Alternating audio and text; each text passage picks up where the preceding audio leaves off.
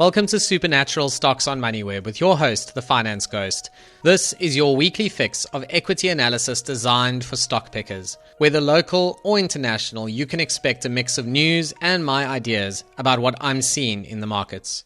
We all have those shows on Netflix that somehow passed us by, and mine was Stranger Things. I'm now finally watching it, so you'll have to forgive me for the clash being stuck in my head with their song, Should I Stay or Should I Go? Luckily, there's a good market application for this, so I don't feel too bad about it. Karu, with all of the O's, released another quarter of strong earnings in the past week. The owner of Cartrack has been a terrific success story, with founder Zach Callisto getting himself into the headlines as that rarest of rare things, a South African dollar billionaire. It is an incredible achievement. Karu came onto my radar in my early days as a ghost when it was still Cartrack and before they went off to do their NASDAQ listing. It showed strong appeal to me based on its as-a-service model that generates consistent revenue and earnings. Note, I did not say cash flows here because a feature of the business model is that growth is a cash drain for them.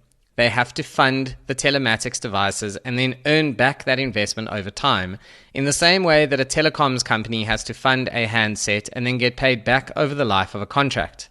Thankfully, the economics for Cartrack are vastly superior to anything that I've seen in the telecoms space in a long time. Then along came a NASDAQ listing and a major push into Southeast Asia in particular. That would have been fine, I think, had it not been for a pandemic and lockdowns that nobody could possibly have predicted. Karu staffed up the Southeast Asia operation and got it ready for growth that simply was not possible to deliver due to travel restrictions and the general business environment. The share price fell all the way into the mid-300s from a peak above 600 in 2021 as people realized just how long this would take. It then languished for quite a while between 400 Rand and 450 Rand, only taking off again in 2024 as the market got behind the story again and the share price stopped bouncing across the bid-offer spread. I'm still long Karu. In fact, I am solidly long Karu, with the position contributing around 3.5% of my total equity exposure at the moment. I wish I had been longer, of course, as the share price is up over 80% in the past year. Here's the thing, I was longer at a point in time, but I reduced my stake when things got weird with ongoing lockdowns and the Southeast Asia delays. Did I make a mistake? Well, the main question here is, how do we define a mistake in the markets? The markets can be cruel, and one of the many features that contribute to that cruelty is the ability to quickly and easily calculate exactly how much money you didn't make, or worse, how much money you lost. For your sanity in this game, defining how you use hindsight is important. There is no investor in the world who has not lost money. There is no investor in the world who hasn't left money on the table by selling too early. Let's just get those two things out of the way immediately, so we elevate ourselves above the Instagram influencer vibes where you throw some money at Forex and drive a Lambo 3 months later. Thankfully, as a listener to this podcast, you already know that that is nonsense. In the real world, we have to deal with volatility and risk. This is what allows us to earn returns. Without volatility, we wouldn't be able to make money out of equities because there wouldn't be risk. So we have to get our heads around learning to live with it. This means knowing when to be kind to ourselves and knowing when to be annoyed enough to treat it as a learning experience. In my books, a mistake happened where I didn't apply my mind properly based on the facts at the time, or where I let the emotions get the better of me. If the facts at the time suggested reasons for caution, and so caution was applied, then defining that as a mistake is foolish. You'll never win them all in the market, but you'll win a lot if you are consistent and sensible. Howard Marks is well known in the investment world for many things, including this excellent quote: "Being too far ahead of your time is indistinguishable from being wrong." What does he mean here? Well, simply that the time value of money is always a consideration. If it takes 5 years for a share price to return a total of 50%, then the return is not actually 50%. You need to express it as an annual return. In this case, 50% over 5 years is a compound annual growth rate of 8.4%. Now, that is quite poor actually in most cases for single stock exposure because you can probably get that return by buying the broad market index and taking risk across a vast basket of stocks instead of just one. Single stock exposure needs to do much better than that. Should you therefore look back and kick yourself for not buying the stock 5 years ago and losing out on 50% as people like to frame it? No, definitely not in my opinion. Often when we get to that place emotionally, it's because the stock did nothing for a long time and then it suddenly shot up, and that's what gives us FOMO. We then beat ourselves up in the backtesting process by wishing that we had bought just before the rally. Sure, we all want to make an instant 50% return, but how do you know when a stock will suddenly start moving and deliver that return? You can't know with any great certainty. Hence, many investors just sit and wait in a sideways share price, waiting for their ship to come in and the rally to happen. Now, if it takes too long and or the rally isn't high enough, then the resultant annual return makes you run anyway, despite actually making money. And this is the point that Marx is making. It's really important to understand this.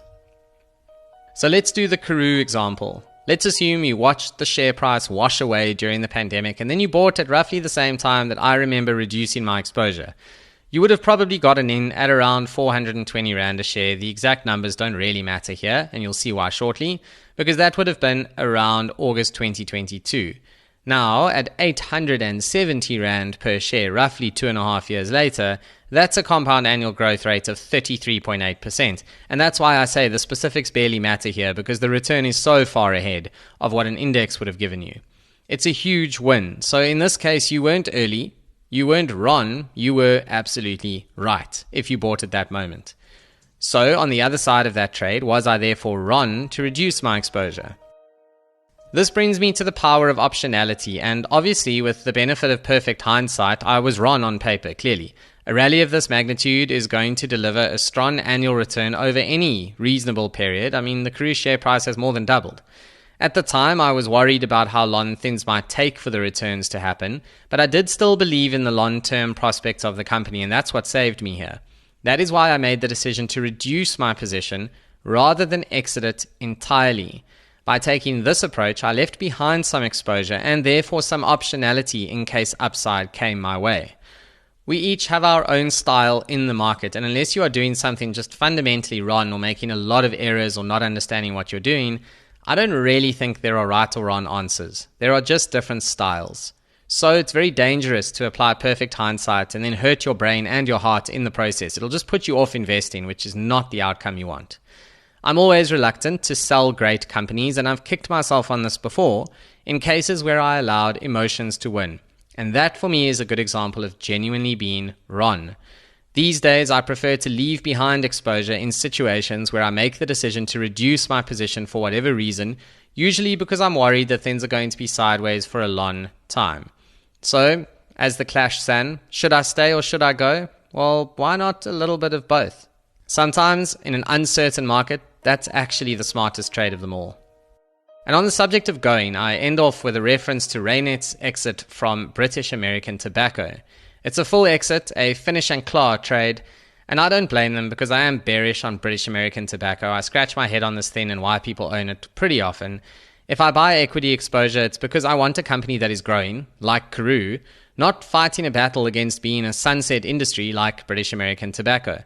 And those shareholders in British American Tobacco have received only dividends over the past decade and basically nothing else, with the share price having delivered basically nothing but volatility along the way and no clear upward trajectory. It will of course be fascinating to see what Reinet does with the money. For those who are still bullish British American Tobacco though, I don't think you'll find a stronger bearish signal than a full exit from Reinet, and I bet Rupert wishes that he had done it 10 years ago.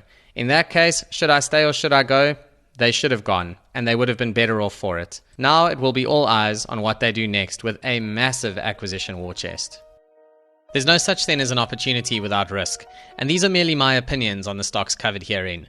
Make sure that you do your own research, form your own views on the market when doing anything in your portfolio. Nothing in supernatural stocks should be taken as advice.